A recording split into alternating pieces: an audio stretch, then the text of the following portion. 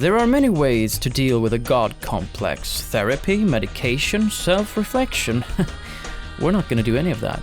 Instead, we're going to act out our grandiosity by taking on the role of a supreme god, where every decision and action weighs heavy on the scale of good and evil, right and wrong, virtue and vice, light and darkness, heaven and hell, righteousness and wickedness, moral and immoral, ethical and unethical, purity and corruption. I've played this game once before, when I was nothing more than an adolescent toddler and Peter Molyneux was still reigning supreme. But can I become the most beloved and righteous god that has ever been, or will I fall into the dark abyss of evil? That's right, amigos, we're playing the god simulation game Black and White. Honor and dishonor, benevolence and malevolence. We are born through prayer and save a boy who decided to swim with a couple of sharks.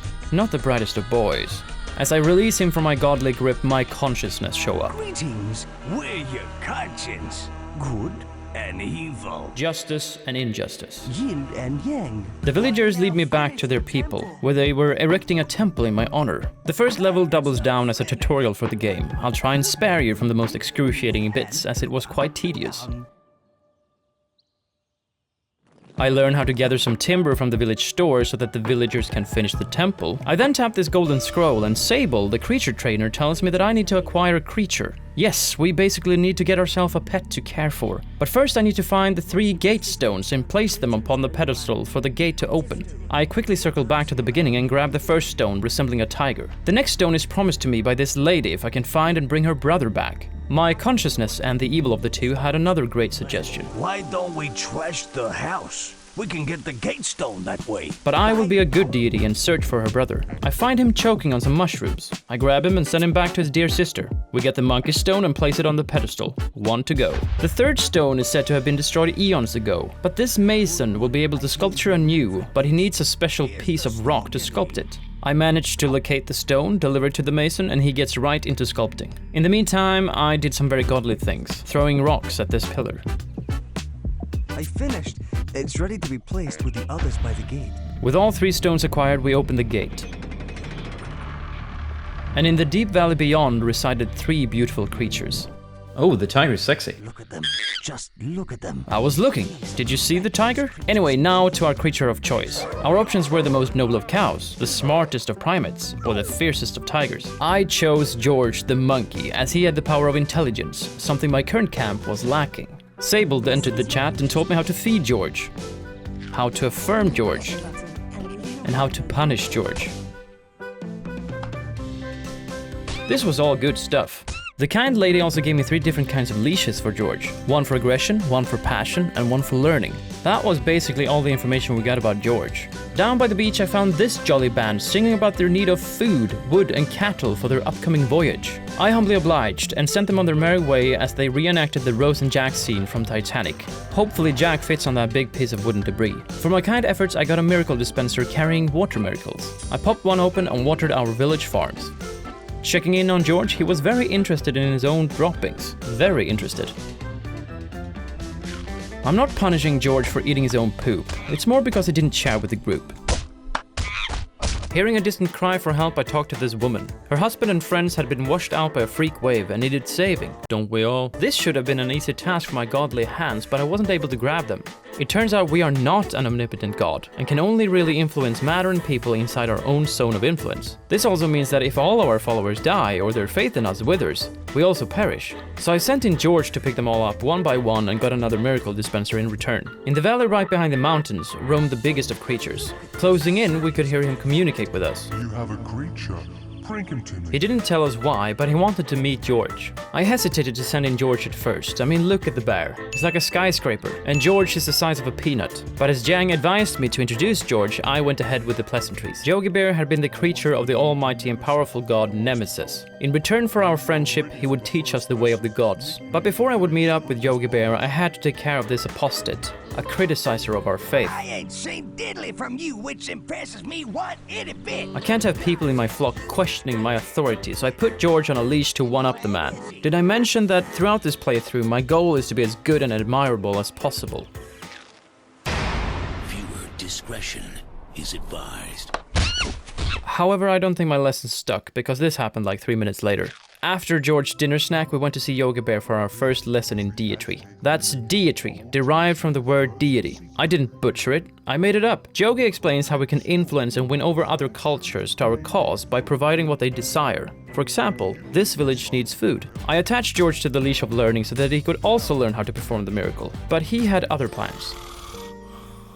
Finally awake, we performed the miracle and George seems to have learned something, indicated by this tiny light bulb and number. Trying to perform the miracle himself, he failed, but he got grain from the nearby farm and tossed it into the storage. I was impressed. But then, out of the blue, he actually performed the miracle. This called for a belly rub. The next lesson was all about creature battles, how to attack, defend, and how I could let George handle his own battles if I so choose, but that would never really work for me. To demonstrate, Yogi Bear challenged us to a friendly skirmish, and we was like, we know Kung Fu, and he was like, show me.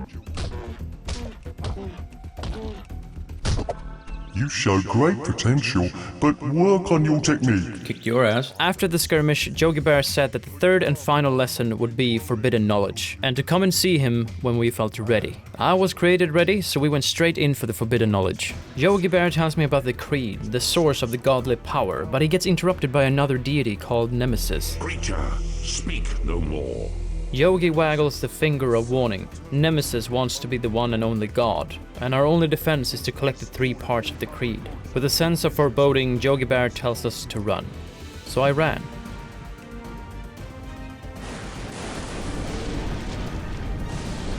He's toast.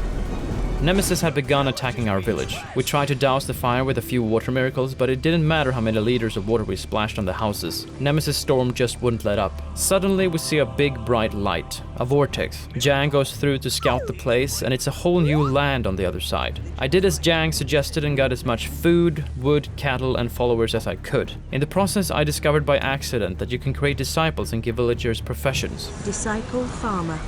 Having collected everything, we went through. All our food, miracles, and wood followed us through the portal. This was good news. Kassar greeted us, another deity, but obviously not as much as a deity as us. Kassar was the one that opened the gate for us. He's under threat from Nemesis' ally, Lethys. He wants us to team up, and I'm all for it. Kassar gave me a scaffold to produce a village center, and then we got started with our new empire. I began with assigning a job for each of my disciples. If you don't give your followers a profession, they'll do whatever they please, and we can't have that, can we? I created farmers, woodcutters, and breeders. The population was booming! I also snuck in a few fishermen here and there. Checking on George, he was already over at the nearby village, so I took his leech and attached him to the village center, hoping he would start impress the people. I ignored Kassar for now and collected timber for the village store before jumping back to see George's progress. Kassar helped me build a worshipping site so that I can conjure miracles on the fly and not rely on the one-off kind miracles anymore. And I'm not sure why, but I watered my monkey. As you do, and he seemed to have learned something from it. Zooming out, we can see my empire in red, Kassar's in yellow, and Lethys in blue. Neither of us can do any actions outside our respective zone of influence, so one has to increase the overall faith of our people, as well as converting new tribes in order for your influence line to expand. As the worship site was complete, I got interrupted by this doofus again. By raising the totem, we command followers to go to the worship site. This channels energy that we can use for miracles. I just have to make sure that I see to my followers' needs while they're thinking about me, like food, sleep, and stuff. Needy little buggers. Out of thin air, this building appeared, a workshop to make new scaffolds to expand the village with housing, farms, and even big wonders. And with the workshop finished, Kassar sent me over his finest craftsmen. I gave him timber and he gave me scaffolds. And even though he was pure evil, as demonstrated here, I needed houses, so I looked the other way for now. I placed the first housing block for my followers, and then me and George went on a timber collecting house building bonanza, all while keeping George on the leash of learning. Evil Jesus was so amazed that he blessed us with the forest miracle. I tried it out and was not very impressed.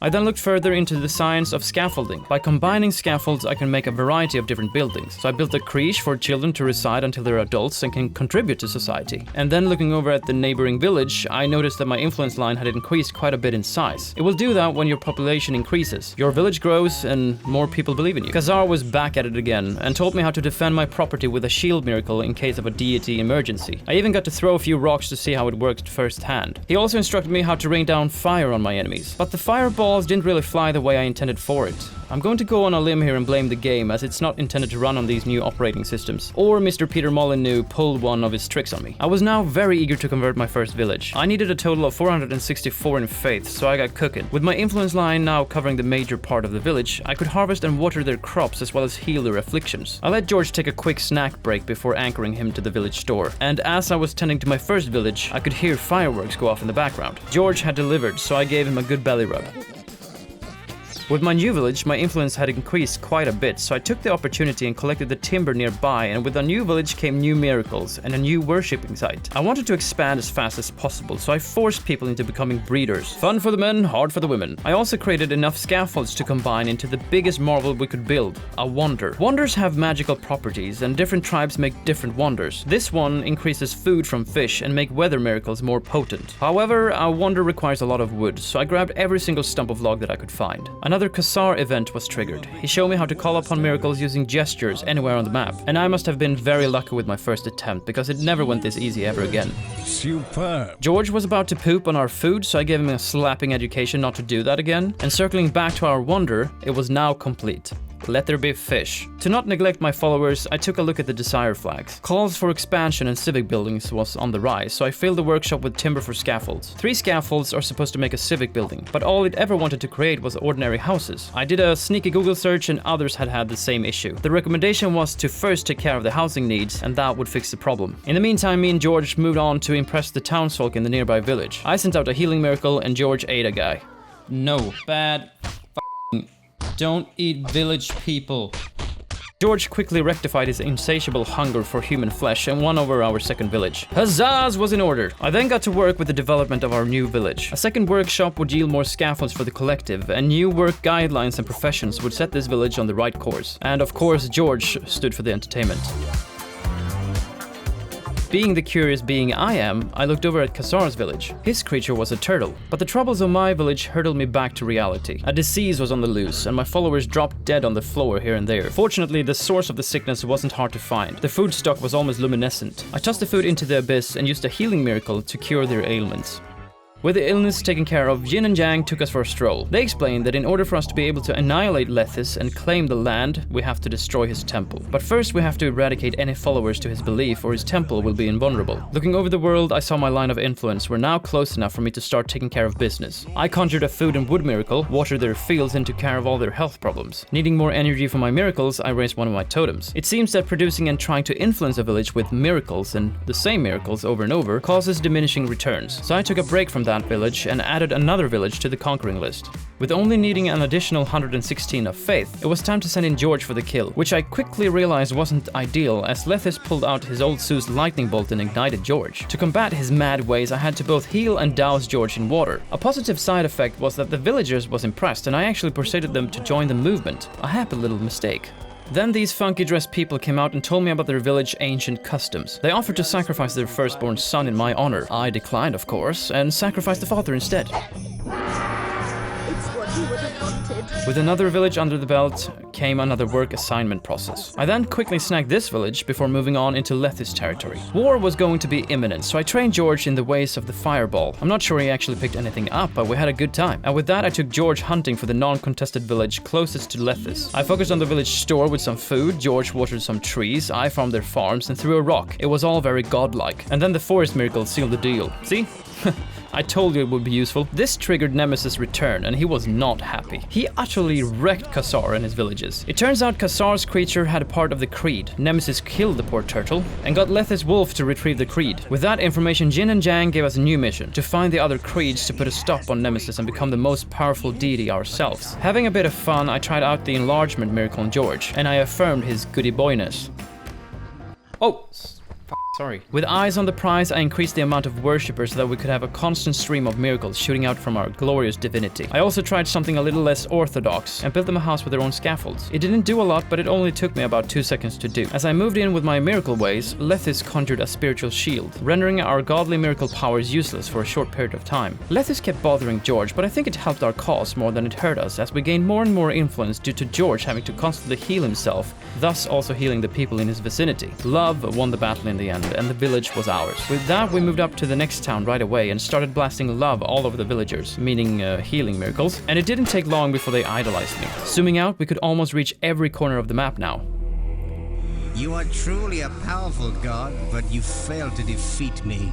Let's see how powerful you are without your creature. Look, he's heading for the vortex. He's mesmerized. I wasn't able to intervene and George was gone. No, he's gone through, and so is Lethys. And I was too hesitant to go straight through the vortex, so the portal closed on us. But I wasn't going to leave George to his own fate. I took the last village of Lethys and then destroyed his temple. And with that, the portal reopened, and I didn't waste any time and went through right away. Coming through the gate, Jin, Jang, and I heard a distant roar over on the other side of the island.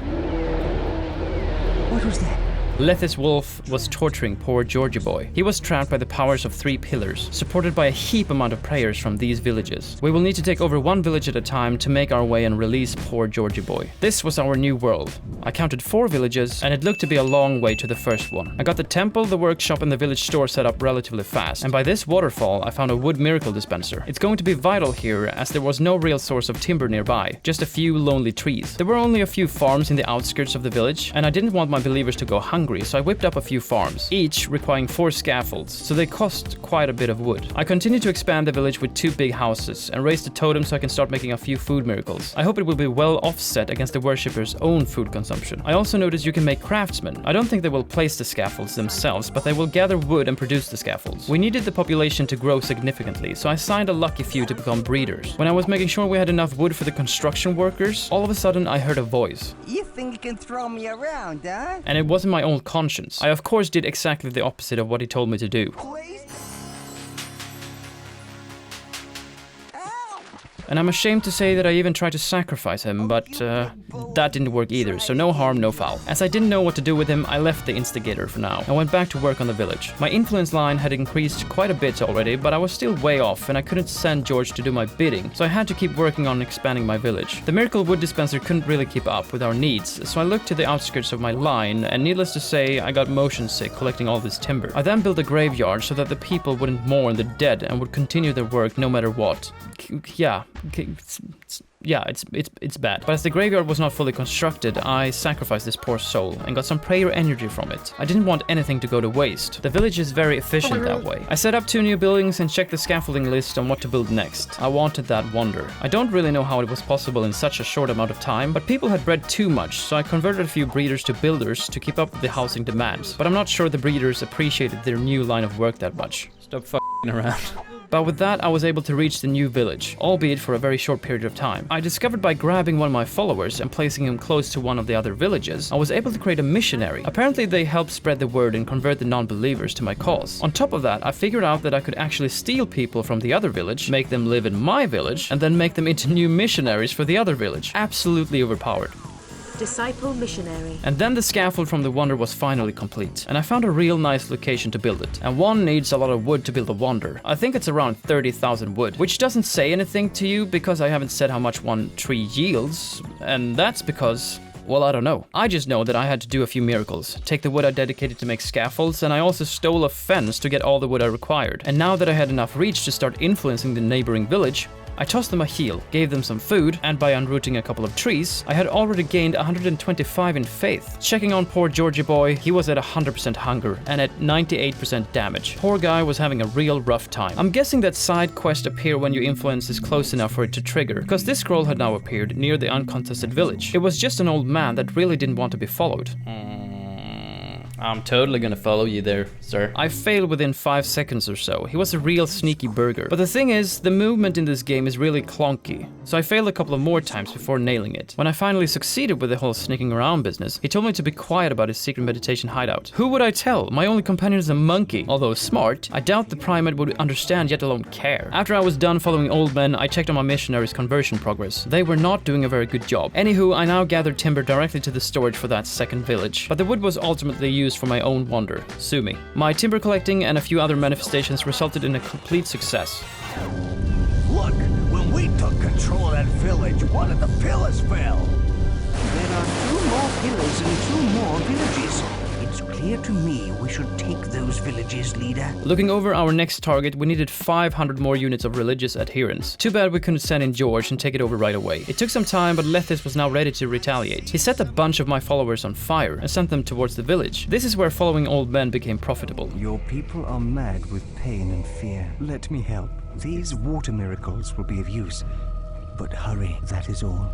I made easy work of the ignited kamikaze men by dousing them using these water miracles. And with the crisis averted, I did some deforestation and acquired more wood for the scaffold production. I expanded the housing market in the new village and created more disciples to expand the village even further. Someone who had died still found a way to contribute by becoming prayer energy. Now that's dedication. And the wonder was now complete and unveiled. The wonder itself made food and wood miracles more powerful. I still couldn't reach the third village, so it was time to just focus on expanding my villages. I built another workshop for the second village to ease the production of scaffolds, and I erected another house and assigned new builders and breeders, all in the name of expansion. And with that, I was etching my way closer, so I created a few missionaries, even though I hadn't seen any real difference in influence from them. But I complimented them by performing a few miracles alongside their proselytizing words. That is a big word, proselytizing. Please give me a heads up if I'm not using it correctly. Now we only had one more village to win over before that third pillar would drop, and Georgie boy would be back in our service. I started working on the new worship site and collecting timber from the nearby forest, but I was interrupted by Lethys lashing out. You may have your few believers, but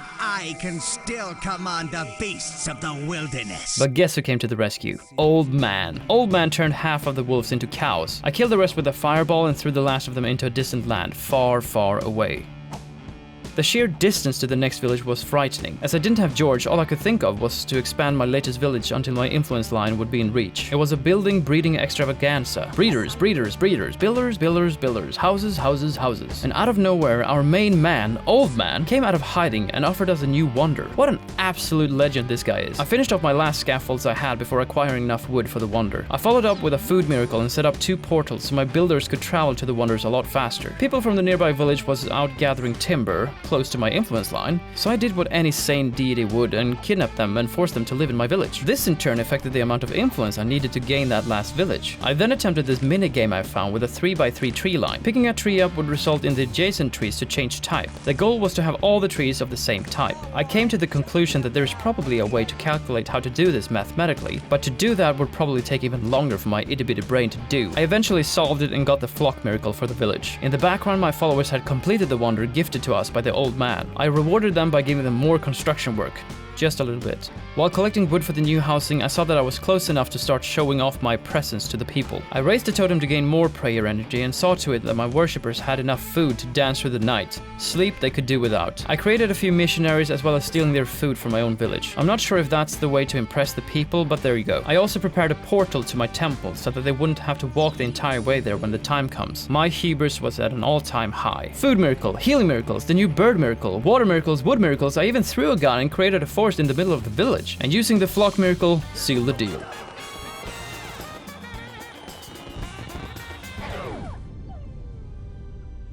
Georgie boy was back, baby. I quickly healed him and got back at Lethys' creature for torturing George. And George was already back to business. Food miracles, showboating and dancing, the whole shebang. I then took George and started to impress the people of the last village. And it didn't take long until Lethys gave up. He gave us the creed from our old ally Kassar. I deliberated with George and we decided to spare him. I wasted no time and jumped straight through the gate. I came into a darker world than what I've seen before. It really had something going for it. It was real picturesque. We're back to what used to be our first island. I checked out my new village and found a dispenser for spiritual shields, probably so that I can take care of those pesky fireballs. And I'm not gonna lie, they were more pesky than I could possibly imagine. I was checking out our old world when I found this ugly face, and this little man came forward telling me all about the curses Nemesis had placed on this land. Fireballs raining from the sky, a continuous storm, and a sky red as blood. Only way to get rid of said curses is to get the 3 guardian stones. The first lies under a spiritual shield. Our village center was complete and we now had a workshop, but I leashed George and set him towards the ugly ogre and the first guardian stone. In the meantime, I collected timber for scaffolding production, but George was quick and triggered a fight to the death with the ugly brute. I am Slag, son of Slag. And yes, I have a guardian stone. And George did not hold back.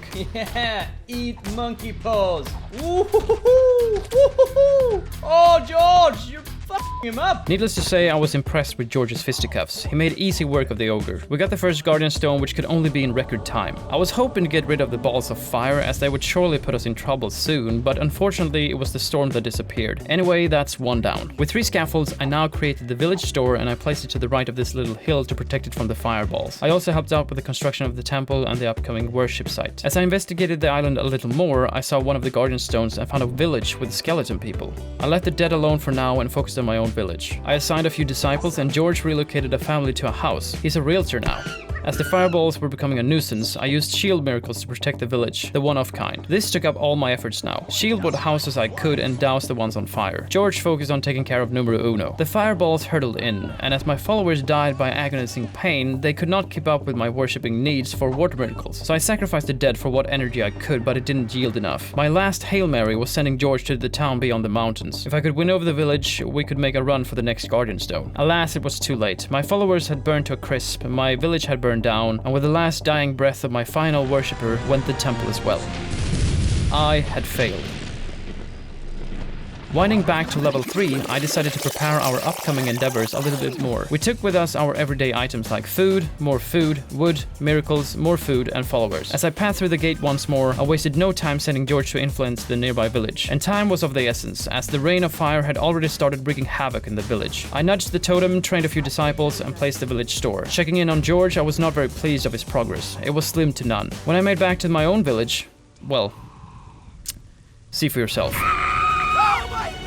Still in need of a lot of faith, by accident I changed George's leash to the learning one, and it set something off, because George started blasting healing miracles. It turns out George was a lot more keen at impressing people with the learning leash equipped. Leaving George to it, I collected timber. Don't ask me why, as I'm sure it will ignite sooner than later, but that was a future problem. The present problem was the 4 ogres that came storming through our village, pillaging and burning. I ordered George to come and help with the situation. George went on the offense, but his miracle failed, which means I had failed. You're only as good as your teacher. He didn't get a hold of any gremlins, but they cowered in fear and ran away when he got close anyway. This level was the work of Satan himself. When the brutes finally fled, George went back to priority number 1, which was convincing the town of my greatness. The fireballs had taken the village store, and they were about to hit the village again. And as the fireballs were now raining down on our temple, George was our last remaining hope.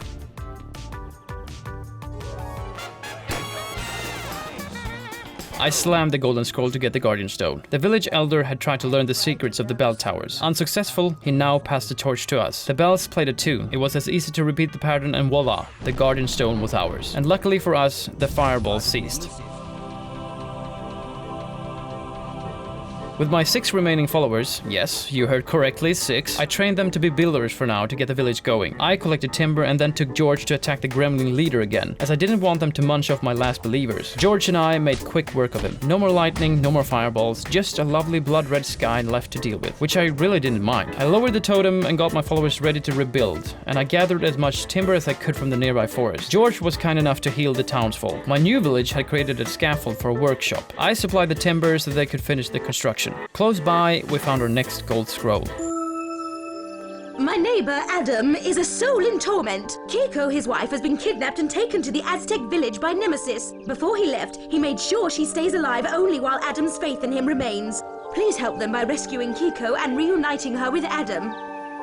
Hey, boss, wasn't he the lonely guy with the Guardian Stone? Let's kill him! An excellent idea for sure, but my influence line was nowhere close enough. I couldn't grab the poor sod. Instead, I scanned the island for a villager named Keiko. I checked the outskirts of the map, looked through the Valley of the Damned and even the Aztec village on top of this mountain, but to no avail. Out of ideas, I sent George to start impressing the Aztecs. I thought that perhaps she would make herself known if I win over their hearts. At home base, I created a new village store, created a few more disciples, and found poor old Yogi Bear withering away at a mountaintop. George was doing something. I don't know what, but he sure impressed the people. I encouraged his influence ways so much he started dancing. As I was taking care of my other village with a new store and collected some timber, fireworks went off in the background. George was a conqueror and life was good. I did a new scan for Keiko but still no luck, so I moved on to a new scroll. The woman needed to take this potion to her sick brother in the Aztec village, and we had to make sure she had safe passage. The first deadly obstacle in her path looked to be a pack of wolves. Luckily for me, my influence line from the Aztec village stretched over the pack and I could neatly put them through the meat grinder. I don't care what anyone says. Wolf meat is good for you. With the wolves taken care of, I set George on the brute looking over the path. I picked George for his intelligence, but man, he's a good boxer. All focused on the fight, I didn't pay attention to the healing sister, and she was walking straight into a forest fire. Needing to douse the fire, I raised my totem to 100%. All followers hands on deck. As my follower count was down to a measly 6, they didn't produce enough prayer energy fast enough, so I had to sacrifice a horse to manifest the water miracle. But as I got to the fire, it was too late. Holy One,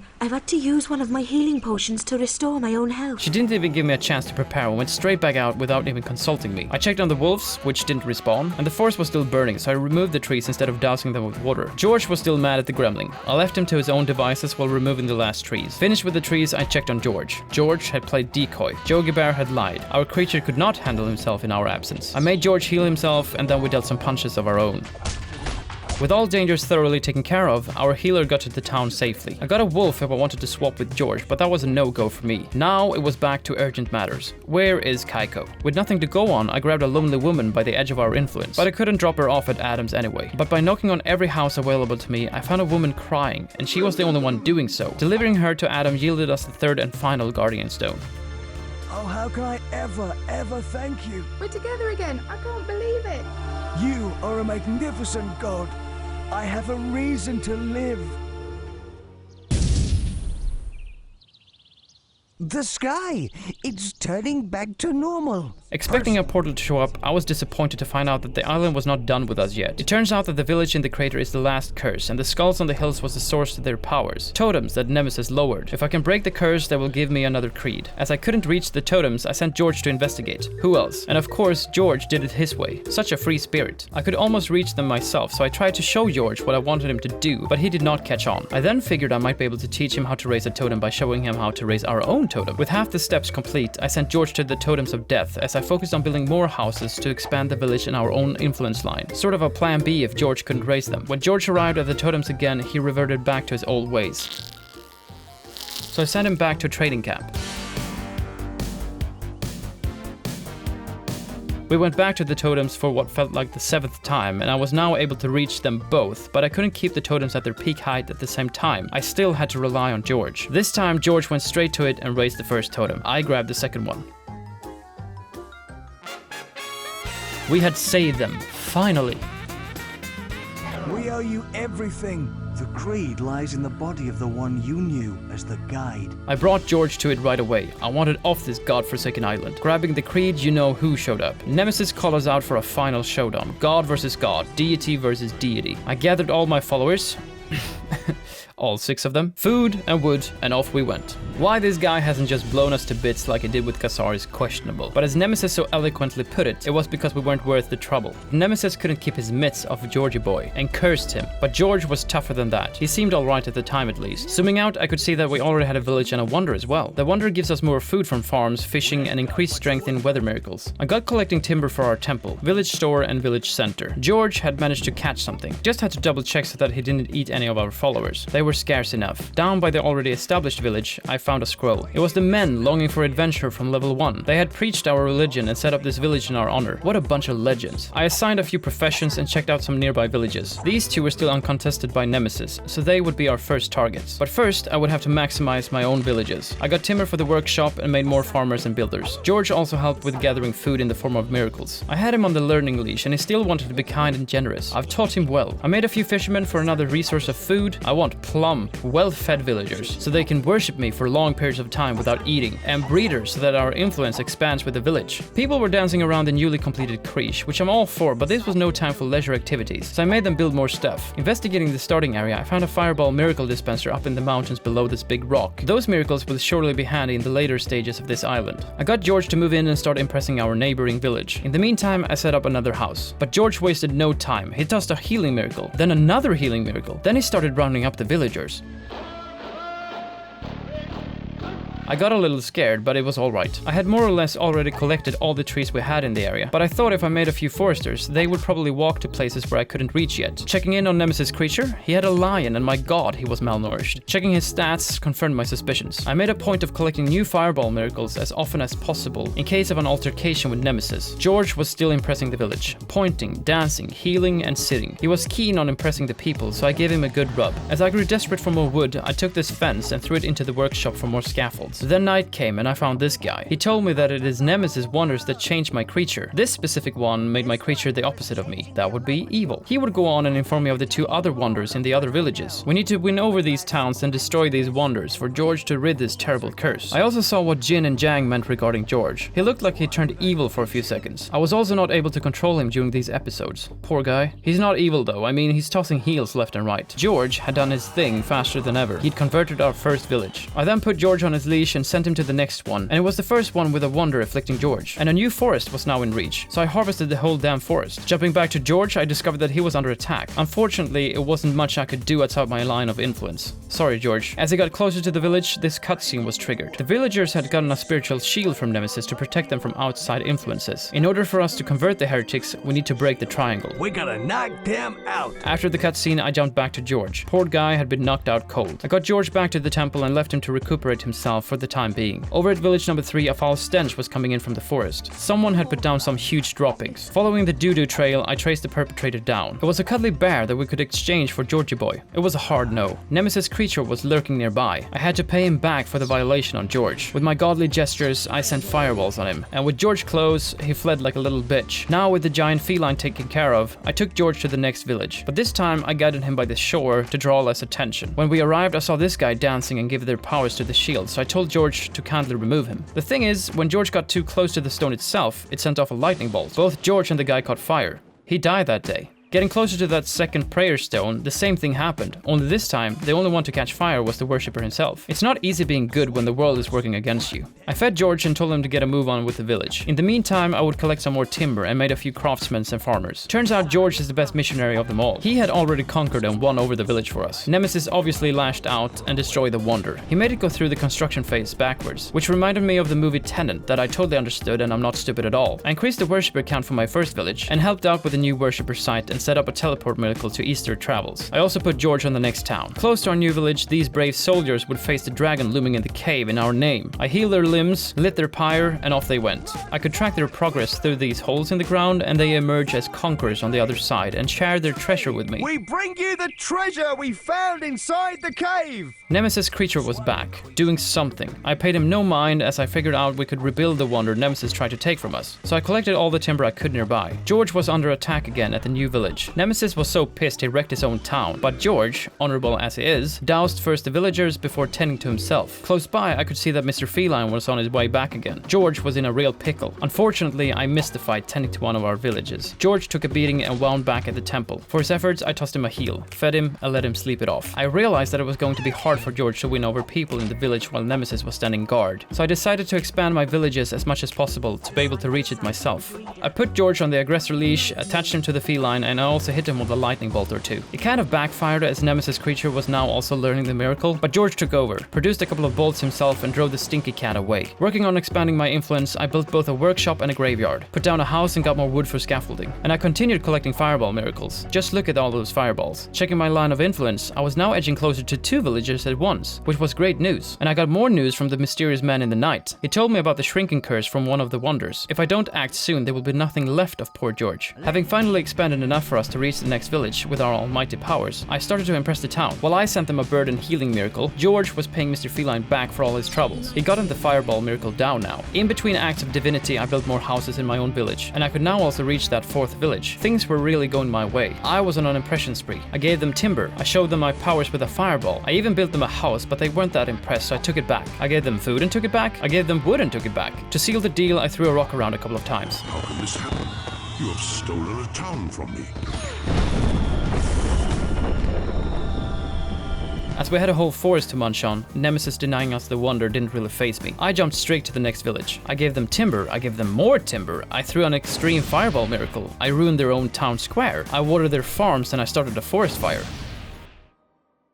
Oops. George, now deep into the curse, looked like a little gremlin himself, but his heart was still pure. I did the old I give you wood to impress you and then take it back trick, but Nemesis did the old switcheroo on us, leaving me with almost no wood left. Waving and throwing a rock around seemed to go down well with the villagers. I followed that up with accidentally burning the village center and wonder. In hindsight, maybe I could have destroyed the wonder earlier for the curse to wear off, but we're not going to entertain that notion. Anyway, I saved them with a water miracle. This was manipulation at its finest. Replacing the rock for a person, I tossed him around a bit, but came back to the old trusty rock again. plan. After all, it was their favorite. Winning over the village and destroying the Wonder gave us George back in all his glory.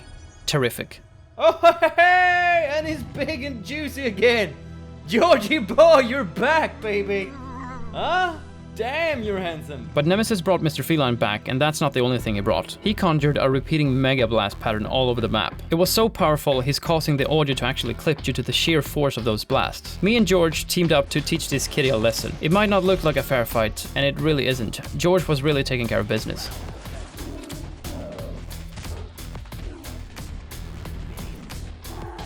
Bam! Woo! You did good, boy. You did real good. Now Nemesis started hurling meteors towards our village. Fires ignited left and right. It wasn't very easy catching them, and dousing them did near to nothing. It kept going on for a good while, but finally stopped. So I started to rebuild the city. I created a few builders, and decided to give up on the Wonder, as it would just keep getting blown to bits. My line of influence was nowhere near close enough for us to start taking over the last village. I tried to send over George, but I had my reservations. Historically, it hadn't gone too well when the other god had the reach to interact with my creature, and it didn't this time around either. George was knocked out. I decided that the only thing I could do for now was to rebuild the city, and to expand all my villages from my influence line to draw closer to Nemesis. The latest village yielded the wood miracle, so I raised their totem to 100% and got to conjuring. Wood, wood, wood, wood, wood, wood, wood, wood, wood, house, house, house, house, house. All of a sudden, George had a tantrum and started to kick buildings. This was unheard of. Maybe some of the curse was still lingering, but I punished him nonetheless. I also changed to the leash of compassion just in case, but it wasn't over.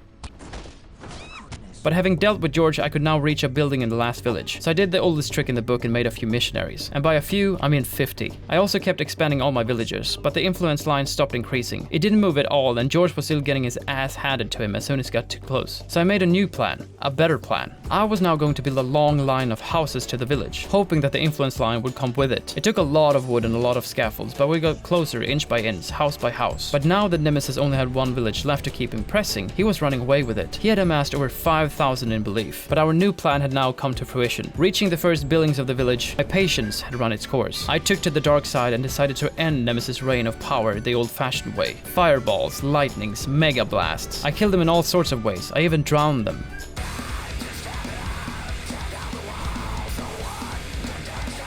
And even though I had killed everyone in the village except my missionaries, I didn't win over the village, so I sacrificed my own as well. With everyone dead, it became uncontested. Strategically, placing a new missionary in the village made us conquerors.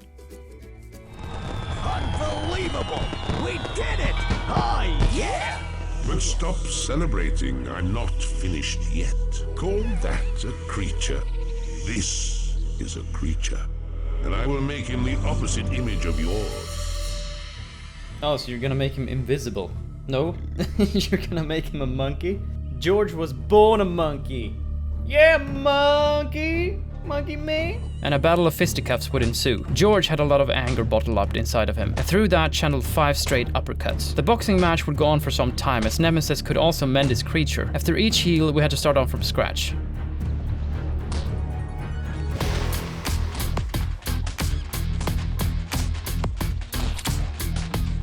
Until finally our enemy was felled.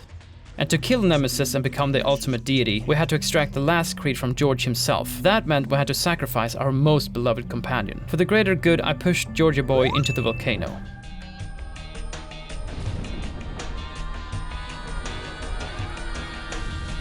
And with the creed in our hands, we summoned down a bomb and laid waste to Nemesis' omnipotence. But at what cost? At what cost? I had sacrificed everything I cared about. Gone, but can you feel the difference? I can't feel even a trace of Nemesis' influence. Everything is clear. You're the one true god now. Crikey, what was that? Hang on, I recognize that smell. He's back! I healed George and he rose from the ashes, just like a phoenix. And just like that, we became the mightiest of deities. My creature never became tall as a building, nor did he find a mate, but he became a gracious, kind-hearted and gentle life form. This must be one of the most unpolished games I think I've ever played to the end, but there was something to it. Now I know Lionhead Studios is no more, but I would love for it to be revived and tried again. It's got potential. Let me know what you think down below in the comments, like and subscribe, and I'll see you in the next one. And as always, eat your vegetables. Toodles!